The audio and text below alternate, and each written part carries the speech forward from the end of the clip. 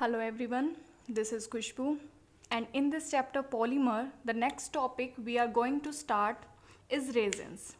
So next topic जो हम start कर रहे हैं वो है resins. Resins के अंडर हम 3 examples study करेंगे. First is phenol formaldehyde polymer, another name is bakelite. Second is melamine formaldehyde polymer and third one is urea formaldehyde polymer. तो इन 3 एग्जाम्पल्स को डिस्कस करने से पहले हमें ये पता होना चाहिए कि रेजिन्स क्या होते हैं. जैसे पॉलीएमाइड हमने किया था, हमें पता होना चाहिए कि पॉलीएमाइड क्या होता है. ऐसे ही 3 एग्जाम्पल्स को करने से पहले हमें ये पता होना चाहिए कि रेजिन्स क्या होते हैं. तो रेजिन्स जो होते हैं बेसिकली विस्कस सब्सटेंसेस होते हैं. विस्कस सब्सटेंसेस का मतलब गाढ़े सब्सटेंसेस होते हैं, और जो कि मेनली किसको बनाने के लिए यूज़ किए जाते हैं, ग्लू को. जो मेनली किसको बनाने के लिए यूज़ किए जाते हैं, ग्लू को, गम को, वार्निशेस. ठीक है, अब ग्लू गम तो हमें पता है जिनको हम गोंद बोल देते हैं, लेकिन वार्निशेस क्या होते हैं. वार्निशेस क्या होते हैं, एक क्लियर लिक्विड होते हैं. जो वार्निशेस होते हैं वो क्या होते हैं, क्लियर लिक्विड होते हैं. बेसिकली इन क्लियर लिक्विड्स की कोटिंग की जाती है हार्ड मटेरियल्स पर, जैसे कि फॉर एग्जांपल वुड. ठीक है, जो हार्ड सरफेसेस होते हैं उनके सरफेस पर, हार्ड सरफेसेस पर इनकी क्या की जाती है, एक कोटिंग की जाती है. उनके सरफेस को शाइनी बनाने के लिए, उनके सरफेस को शाइनिंग देने के लिए उन पर कोटिंग की जाती है. और इस तरह की कोटिंग कई बार फूड पर भी की जाती है. फूड हो गया, ठीक है, या फिर जैसे हमारे फ्रूट्स हैं, फ्रूट्स पर कई बार जो एप्पल वगैरह होते हैं काफ़ी शाइनी होते हैं देखने में. दैट मीन्स उन पर क्या किया होता है, एक वार्निशेस, इस तरह के जो रेजिन्स टाइप के सब्सटेंसेस हैं उनकी कोटिंग की होती है. ठीक है, तो रेजिन्स बेसिकली ये होते हैं. रेजिन्स हमें नेचर से भी मिलते हैं, लेकिन मेनली रेजिन्स को सिंथेटिकली ही बनाया जाता है, प्योरली मैन मेड होते हैं. तो रेजिन्स मतलब एक क्या होते हैं, एक विस्कस सब्सटेंसेस होते हैं. उसके अंडर ये 3 एग्जांपल्स आते हैं. First is bakelite, second is melamine formaldehyde, third is urea formaldehyde. तो one by one we will discuss this example. So in this video we will discuss about the bakelite. So first example जो हम discuss करेंगे that is bakelite. अब bakelite बनाने के लिए, bakelite का एक अनदर नेम है, एग्जाम पॉइंट ऑफ व्यू से ये एग्जाम्पल बहुत इंपॉर्टेंट है. एग्जाम में ये बेकेलाइट के नेम से ही आता है. अब बेकेलाइट पॉलीमर बनाने के लिए हमें इतना पता है कि हमें इसके क्या पता होने चाहिए, मोनोमर पता होने चाहिए. अब बेकेलाइट को देख के हमें इसके मोनोमर नहीं पता चल रहे हैं, तो इसका एक अनदर नेम है, वो भी हमें पता होना चाहिए, फिनोल फॉर्मेल्डिहाइड. दैट मीन्स कहीं ना कहीं इस बेकेलाइट को बनाने के लिए क्या यूज़ होगा, फिनोल यूज़ होगा और फॉर्मेल्डिहाइड यूज़ होगा. अब इसको भी मैं तुम्हें एक बार ब्लॉक डायग्राम में कराऊंगी. पहले मैं तुम्हें रिएक्शन बता दूंगी कि किस तरह से क्या बनेगा. आफ्टर दैट हम पॉलीमराइजेशन करेंगे. तो बेकेलाइट को बनाने के लिए हमें क्या चाहिए, मोनोमर. अब बेकेलाइट को बनाने के लिए जो मोनोमर हमें चाहिए, वो मोनोमर बनाने के लिए हमें क्या चाहिए, फिनोल और फॉर्मेल्डिहाइड चाहिए. दैट मीन्स बेकेलाइट को तैयार करने के लिए, बेकेलाइट को प्रिपेयर करने के लिए जो मोनोमर चाहिए, वो जो मोनोमर है वो किससे बनते हैं, फिनोल और फॉर्मेल्डिहाइड की रिएक्शन से बनते हैं. तो पहले हम इसको लिख देते हैं कि किस तरह से रिएक्शन परफॉर्म होगी. तो जैसे क्या है, पहले हम क्या लेके चलेंगे, फिनोल लिया हमने, प्लस में क्या लेंगे हम, फॉर्मेल्डिहाइड लेंगे.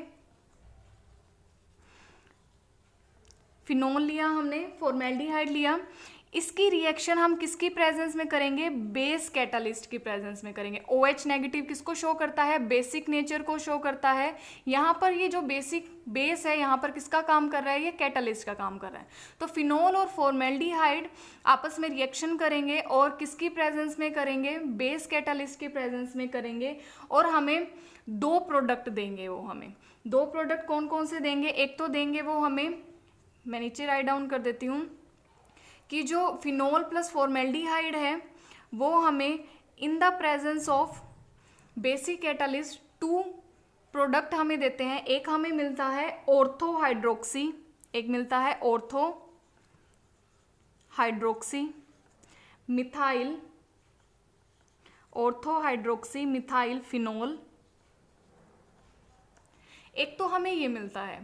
प्लस इसके साथ ही हमें क्या मिलता है, पैरा हाइड्रोक्सी, सेम ही हमें मिलता है बिल्कुल, पैरा हाइड्रोक्सी मिथाइल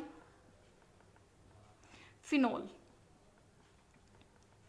तो एक हमें क्या मिला, ऑर्थो हाइड्रोक्सी मिथाइल फिनोल, एक हमें क्या मिला, पैरा हाइड्रोक्सी मिथाइल फिनोल. अब दो प्रोडक्ट हमें मिल गए, दैट मीन्स दो टाइप के मोनोमर हमें मिल गए। अभी मैंने बोला था कि मोनोमर को बनाने के लिए हमें किसका यूज करना पड़ता है, फिनोल और फॉर्मेल्डिहाइड का यूज करना पड़ता है। तो दो टाइप के मोनोमर हमें मिल गए। अगर तो हम सिर्फ फर्स्ट टाइप के मोनोमर का, अगर मैं इसको क्या बोलूं कि ये कौन से टाइप का मोनोमर है, टाइप 1 मैंने इसको बोला, इसको मैंने बोल दिया टाइप 2।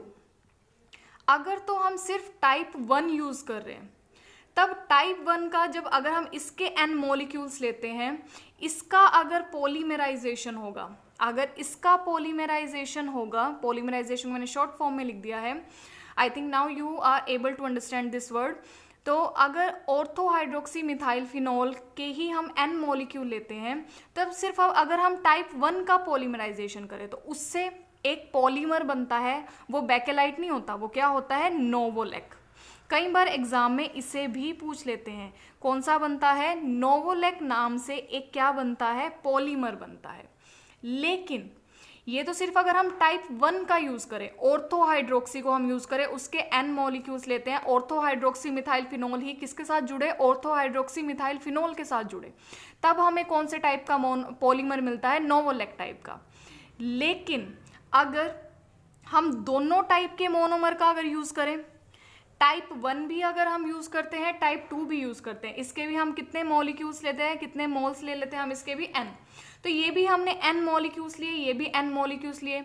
इन दोनों के कॉम्बिनेशन से, इन दोनों से जब ऑर्थो हाइड्रोक्सी मिथाइल फिनोल भी आपस में जुड़ जाएगा, और वो किसके साथ जुड़ेगा, पैरा हाइड्रोक्सी मिथाइल फिनोल के साथ जुड़ेगा। अगर ये दोनों ही किसके अंडर जाएं, पॉलीमराइजेशन के अंडर जाए, तब हमें क्या मिलता है, बेकेलाइट मिलता है।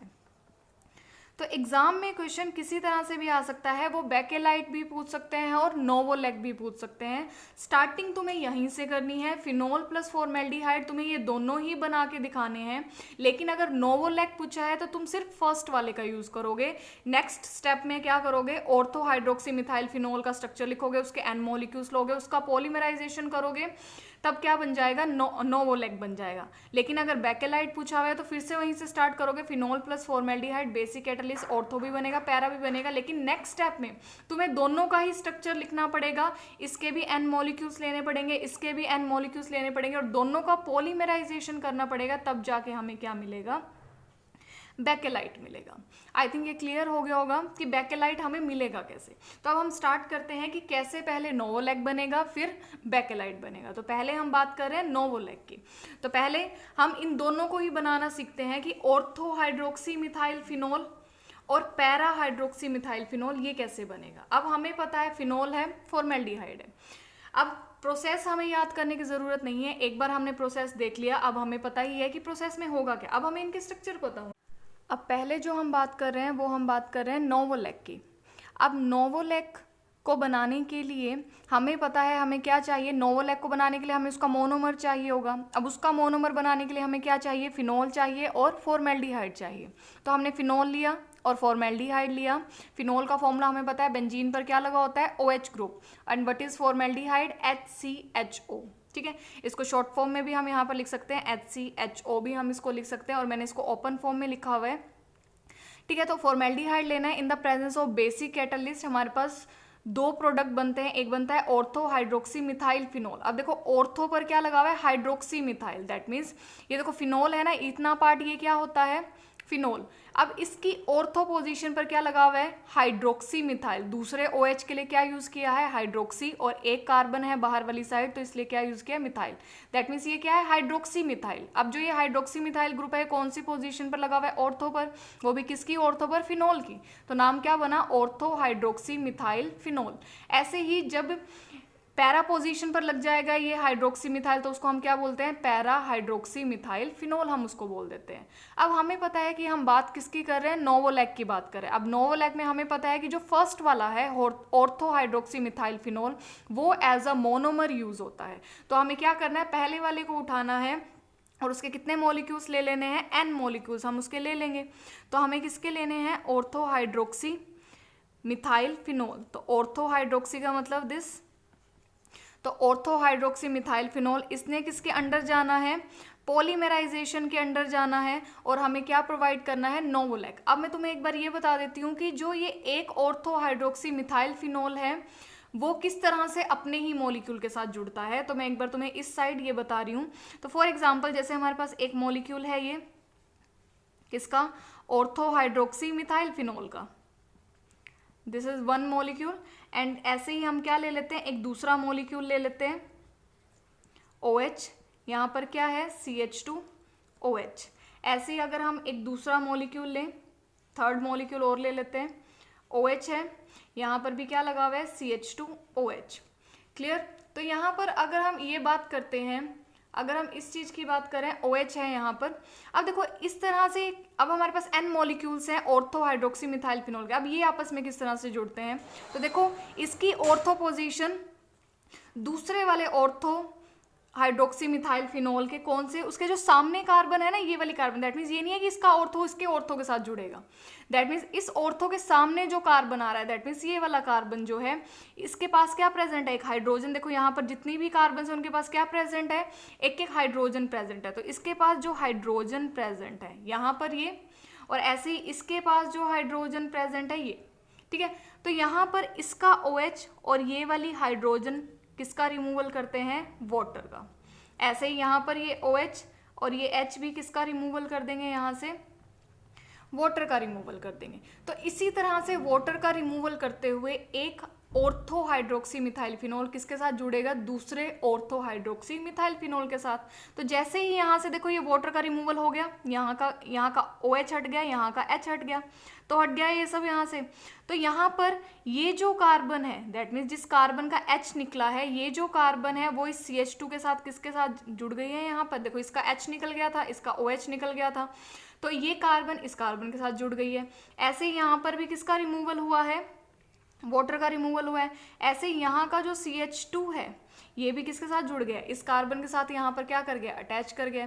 तो ऐसे ही इसका ये जो कार्बन है, देखो जैसे इसके ऑर्थो का ये वाला आगे अटैच है, ऐसे ही इसके ऑर्थो का ये वाला कार्बन भी आगे अटैच होगा।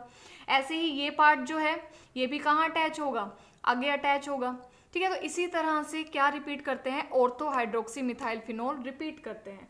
तो हम क्या बनाएंगे यहाँ पर, ऑर्थो हाइड्रोक्सी मिथाइल फिनोल। मैंने तुम्हें बना के दिखा दिया कि किस तरह से वो बार बार रिपीट करते हैं। तो देखो क्या है वहां पर, ये पार्ट है OH, इसका जो CH2 है, इसका जो ऑर्थो पोजीशन का OH है वो निकल गया। फर्दर किसके साथ जुड़ा हुआ है वो, दूसरे ऑर्थो हाइड्रोक्सी मिथाइल फिनोल के साथ, ठीक है। इसके कार्बन, ऐसे ही इसका CH2 कहाँ जुड़ा हुआ है, आगे फर्दर जुड़ा हुआ है। ऐसे ही इसका ये कार्बन कहाँ जुड़ा हुआ है, फर्दर जुड़ा हुआ है। तो ये लिंकेज बार बार क्या कर रही है, रिपीट कर रही है। तो दैट मीन्स जो ये स्ट्रक्चर बना है ये क्या बना है, नोवोलैक बना है, जो कि सिर्फ किसके रिपीटिशन से बना है, ऑर्थो हाइड्रोक्सी मिथाइल फिनोल के रिपीटिशन से बना है। जहाँ पर जो ये मोनोमर हम इसका लेके चले हैं वो क्या लेके चले हैं, only ortho hydroxy methyl phenol. अगर हम इसके क्या लेते हैं, N मॉलिक्यूल्स लेते हैं, अगर हम इसके N मॉलिक्यूल्स हम लेंगे ऑर्थो हाइड्रोक्सी मिथाइल फिनोल के, किसका रिमूवल होगा, वाटर का रिमूवल होगा। और वाटर के रिमूवल से हमारे पास किसकी प्रिपरेशन हो जाएगी, नोवोलैक की प्रिपरेशन हो जाएगी। लेकिन अगर हमें वहीं पर बेकेलाइट की फॉर्मेशन करनी है, हमें पता है, हम कर चुके हैं पहले कि बेकेलाइट को बनाने के लिए हमें दोनों का ही यूज़ करना पड़ेगा। इसमें हमें 3D टाइप स्ट्रक्चर मिलेगा। तो ortho hydroxy methyl phenol, para hydroxy methyl phenol, हमें इन दोनों को ही क्या करवाना पड़ेगा, इसके भी N मॉलिक्यूल्स, इसके भी N मॉलिक्यूल्स, दोनों को ही आपस में जोड़ना पड़ेगा और हमें क्या मिलेगा, बेकेलाइट मिलेगा, ठीक है। सो नेक्स्ट जो हम बात करेंगे वो हम बात करेंगे बेकेलाइट की। अब हमें पता है बेकेलाइट को बनाने के लिए हमें दोनों ही प्रोडक्ट, फिर चाहे वो ऑर्थो हो फिर चाहे वो पैरा हो, हमें दोनों को ही क्या करना पड़ेगा, रिपीट करना पड़ेगा। तो बेकेलाइट और नोवोलैक में एक छोटा सा फर्क यही होता है कि नोवोलैक में सिर्फ ऑर्थो यूनिट रिपीट करती है बार बार, लेकिन बेकेलाइट में ऑर्थो एंड पैरा दोनों ही रिपीट करके हमें एक स्ट्रक्चर देते हैं, उसको हम क्या बोलते हैं, बेकेलाइट। और नोवोलैक में हमें पता है, देखो ऑर्थो यूनिट रिपीट करी थी, हमें एक लीनियर चेन मिल रही थी, लेकिन इसमें पैरा यूनिट भी आ गई है। तो दोनों में एक बेसिक डिफरेंस एक और होता है, नोवोलैक लीनियर स्ट्रक्चर होता है। लीनियर देखो उसमें हमें एक लीनियर चेन मिलती जा रही थी, ऑर्थो हाइड्रोक्सी मिथाइल फिनोल बार बार रिपीट कर रहा था। तो हमें पता है बस बेकेलाइट में क्या आ जाएंगे, बीच में क्रॉस लिंक आ जाएंगे। तो जिस तरह से हमारे पास क्या है, बीच में अगर एक लीनियर चेन है, दूसरी लीनियर चेन है, क्रॉस लिंक्स क्या होते हैं? इन चेन्स को जोड़ने वाले जो लिंक होते हैं उनको हम क्या बोलते हैं? क्रॉस लिंक बोलते हैं। तो जब भी बेकेलाइट कैसा स्ट्रक्चर होता है? क्रॉस लिंक स्ट्रक्चर है। ऑन द अदर हैंड नोवोलैक कैसा स्ट्रक्चर होता है? एक लीनियर स्ट्रक्चर होता है। तो फर्स्टली हमें पता है जो चीज़ हमें आती है बनानी हम उसको बना देंगे। हमें इस यूनिट को तो रिपीट करना आता है, हमें नोवोलैक तो बनाना आता है, तो हम इस यूनिट को क्या कर देंगे? एक बार रिपीट कर देंगे। तो कर देते हैं। हमें पता है क्या होता है उसमें? बेंजीन रिंग है, OH है, उसकी ऑर्थो पोजीशन का CH2 नेक्स्ट वाले यूनिट के साथ, नेक्स्ट वाली ऑर्थो यूनिट के साथ जुड़ता है। इसका ऑर्थो फिर से क्या करता है? नेक्स्ट वाली ऑर्थो यूनिट के साथ क्या करता है? ज्वाइन करता है। ऐसे ये इधर कॉन्टिन्यूएशन में रहता है, ये इधर कॉन्टिन्यूएशन में रहता है। अब हमें क्या करना है? इसी तरह की एक यूनिट फिर से बनानी है। ठीक है, अब फिर से बनाएंगे हम। यहाँ पर एक यूनिट और बनाओ इसी तरह से जैसे हमने नोवोलैक बनाया था। बस इतना ध्यान में रखना है, इसमें OH बाहर वाली साइड है तो इसमें भी OH को बाहर वाली साइड रखना है हमें। तो OH को हमने यहाँ बाहर वाली साइड रखा। अब इसकी ऑर्थो पोजीशन यहाँ पर CH2 सेम ही तरह से बनाओ, ये भी आगे जुड़ी होगी फर्दर। यहाँ पर क्या है? ये OH है। ऐसे ही ये भी फर्दर आगे क्या की है? कंबाइन की है। ठीक है, तो ये क्या करती है यहाँ पर? ये इसको सही से बनाना है यहाँ से। ठीक है, इसको कार्बन के साथ ज्वाइन करके दें। तो ऐसे ही आगे फर्दर भी ये क्या करेगी? ये यूनिट रिपीट करेगी। यहाँ पर क्या प्रेजेंट है? OH। ऐसे ये इधर कॉन्टिन्यूएशन में, ये इधर कॉन्टिन्यूएशन में। अभी तक तो ये कौन सी यूनिट्स रिपीट हुई हैं? Ortho units. अब हम इनमें पैरा को भी मेंशन करना है, तो हमें क्या करना है? इनकी पैरा पोजीशंस को भी किसके साथ जोड़ देना है? CH2 के थ्रू। देखो पैरा पोजीशन पर देखो, इसमें सिर्फ ऑर्थो नहीं है, इसमें पैरा भी है। पैरा पर भी क्या प्रेजेंट है? CH2 प्रेजेंट है। तो हमें इन दो यूनिट्स को, दो चेन्स को क्रॉस लिंक के थ्रू, और वो क्रॉस लिंक किसका है? पैरा पोजीशन के CH2 का है। अब देखो पैरा पर भी तो CH2OH प्रेजेंट है। जब ऑर्थो पर प्रेजेंट CH2OH का OH निकला था वाटर की फॉर्म में, तो पैरा का भी तो OH किस फॉर्म में निकल जाएगा? वाटर की फॉर्म में। तो यहाँ पर ये पैरा पोजीशन CH2 के थ्रू जुड़ गए। ऐसे ही ये पैरा पोजीशन भी किसके थ्रू जुड़ जाएंगी? CH2 के थ्रू जुड़ जाएंगे। ऐसे ही ये पैरा पोजीशन भी किसके थ्रू जुड़ जाएंगी? CH2 के थ्रू। इनको थोड़ा एक दूसरे के बिल्कुल नीचे बनाना। ठीक है, तो ये भी किसके थ्रू जुड़ जाएंगी? CH2 के थ्रू जुड़ जाएंगी। तो ये यूनिट बार बार क्या करेगी? यहाँ पर रिपीट करेगी। तो इसी को ही हम क्या बोलते हैं? बेकेलाइट, जिसमें क्या प्रेजेंट होते हैं? Cross link. और जबकि नोवोलैक सिर्फ इतना था। नोवोलैक में क्या था?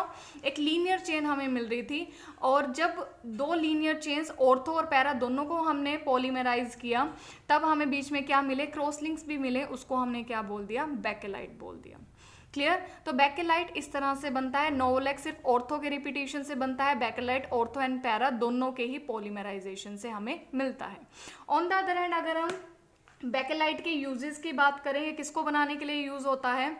कॉम्स को बनाने के लिए, जो कंघी होती है, कॉम्स को बनाने के लिए यूज होता है। फोटोग्राफ रिकॉर्ड जो होते हैं, फोटोग्राफ के जो नेगेटिव होते हैं, उनमें भी किस मटेरियल का यूज़ किया जाता है?